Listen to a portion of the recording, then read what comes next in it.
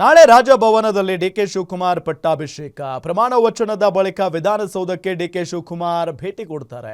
ವಿಧಾನಸೌಧಕ್ಕೆ ಜ್ಯೋತಿಷಿ ಬಿಪಿ ಆರಾಧ್ಯ ಅವರು ಆಗಮಿಸುತ್ತಾರೆ. ಸಿಎಂ ಕಚೇರಿಯ ವಾಸ್ತು ಪರಿಶೀಲನೆ ನಡೆಸಲಿದ್ದಾರೆ ಜ್ಯೋತಿಷಿ. ಡಿಕೆಶಿಗೆ ಪ್ರಮಾಣ ವಚನದ ಮುಹೂರ್ತವನ್ನ ನೀಡಿದ್ರು ಆರಾಧ್ಯ ಅವರು. ಅವರೇ ಮುಹೂರ್ತವನ್ನ ಇಟ್ಕೊಟ್ಟಿದ್ದಾರೆ.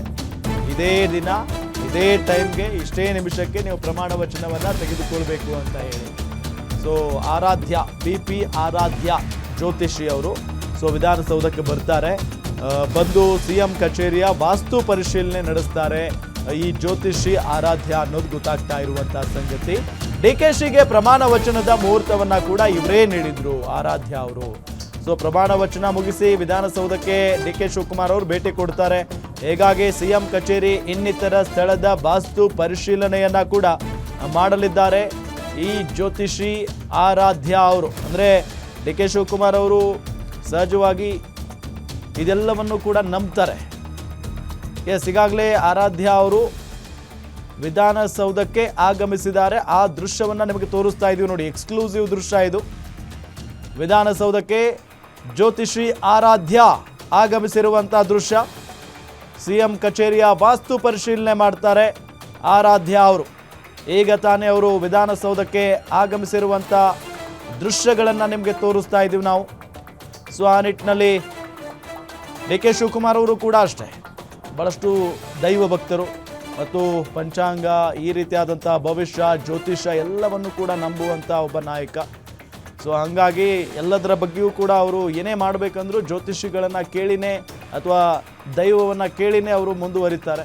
ಹಾಗಾಗಿ ಈಗಲೂ ಕೂಡ ಅಷ್ಟೇ. ಈಗ ನಾಳೆ ಪ್ರಮಾಣ ವಚನ ಸ್ವೀಕರಿಸಿ ತದನಂತರ ಅವರು ನೆಕ್ಸ್ಟ್ ಸ್ಟೆಪ್ ಎಲ್ಲಿಗೆ ಬರೋದು, ವಿಧಾನಸೌಧಕ್ಕೆ, ಅವರ ಕಚೇರಿಗೆ ಅಥವಾ ಸಿಎಂ ಕಚೇರಿಗೆ ಬರ್ತಾರೆ.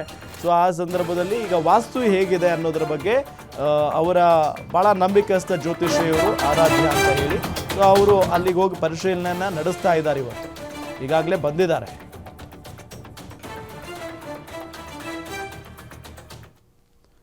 ಡಿಕೆ ಶಿವಕುಮಾರ್ ಪದಗ್ರಹಣಕ್ಕೆ ಲೋಕಭವನದಲ್ಲಿ ಸಿದ್ಧತೆ ನಡೀತಾ ಇದೆ. ಪಾಸ್ ಇದ್ದವರಿಗೆ ಮಾತ್ರ ನಾಳೆ ಲೋಕಭವನಕ್ಕೆ ಎಂಟ್ರಿ ಇರುತ್ತೆ. ನಾಳೆ ಲೋಕಭವನ ಸುತ್ತ ಫುಲ್ ಟೈಟ್ ಸೆಕ್ಯೂರಿಟಿ ಇರುತ್ತೆ. ಪೊಲೀಸ್ ಆಯುಕ್ತ ಸೀಮಂತ್ ಕುಮಾರ್ ಸಿಂಗ್ ಹೇಳಿಕೆಯನ್ನ ಕೊಟ್ಟಿದ್ದಾರೆ. ಡಿಕೆ ಶಿವಕುಮಾರ್ ಅವರ ಪದಗ್ರಹಣಕ್ಕೆ ಲೋಕಭವನದಲ್ಲಿ ಸಿದ್ಧತೆ ನಡೀತಾ ಇದೆ. ಡಿಕೆ ಸುರೇಶ್ ಅವರೇ ಮುಂದೆ ನಿಂತು ಈ ಎಲ್ಲ ಸಿದ್ಧತೆಯನ್ನ ನೋಡ್ಕೊಳ್ತಾ ಇದ್ದಾರೆ. ಪಾಸ್ ಇದ್ದವರಿಗೆ ಮಾತ್ರ ನಾಳೆ ಲೋಕಭವನಕ್ಕೆ ಎಂಟ್ರಿ ಇರುತ್ತೆ ಅಂತ ಹೇಳಿ ಈಗಾಗಲೇ ಸೀಮಂತ್ ಕುಮಾರ್ ಸಿಂಗ್ ಅವರು ಹೇಳಿಕೆ ಕೊಟ್ಟಿದ್ದಾರೆ. ಫುಲ್ ಟೈಟ್ ಸೆಕ್ಯೂರಿಟಿ ಇರುತ್ತೆ ಲೋಕಭವನದ ಸುತ್ತಮುತ್ತ. ಪೊಲೀಸ್ ಆಯುಕ್ತ ಸೀಮಂತ್ ಕುಮಾರ್ ಸಿಂಗ್ ಕೊಟ್ಟಿರುವಂತಹ ಹೇಳಿಕೆ ಇದು. ಕಾರ್ಯಕ್ರಮಕ್ಕೆ ಬರುವ ಗೆಸ್ಟ್ ಲಿಸ್ಟ್ ಕೂಡ ಕಡಿಮೆ ಇದೆ. ಎಲ್ಲರನ್ನೂ ಕೂಡ ಬನ್ನಿ ಅಂತ ಹೇಳಿಲ್ಲ, ಕೆಲವರಿಗೆ ಆಹ್ವಾನ ನೀಡಿರುವುದು. ಟ್ರಾಫಿಕ್ ಮತ್ತು ಭದ್ರತೆ ಬಗ್ಗೆ ಪ್ಲಾನ್ ಮಾಡಿಕೊಳ್ಳಲಾಗಿದೆ. ಡಿಪಿಆರ್ ಪ್ಲಾನ್ನಂತೆ ಭದ್ರತೆಗೆ ಸಿದ್ಧತೆಯನ್ನ ಮಾಡಿಕೊಂಡಿದ್ದೇವೆ. ಲೋಕಭವನದ ಹೊರಗೆ ಮತ್ತು ಇತರೆಡೆ ಎಲ್ಇಡಿ ಸ್ಕ್ರೀನ್ ಅಳವಡಿಕೆ ಮಾಡಲಾಗುತ್ತೆ. ಎಲ್ಲರೂ ಕೂಡ ನೋಡಬಹುದು. ಹೊರಗಡೆ ಇದ್ದಂಥ ಜನ ಕೂಡ ಎಲ್ಇಡಿ ಸ್ಕ್ರೀನ್ ಇರೋ ಕಡೆ ಜನ ನೋಡಬಹುದು. ಒಳಗಡೆನೇ ಹೋಗಬೇಕು ಅಂತ ಏನಿಲ್ಲ.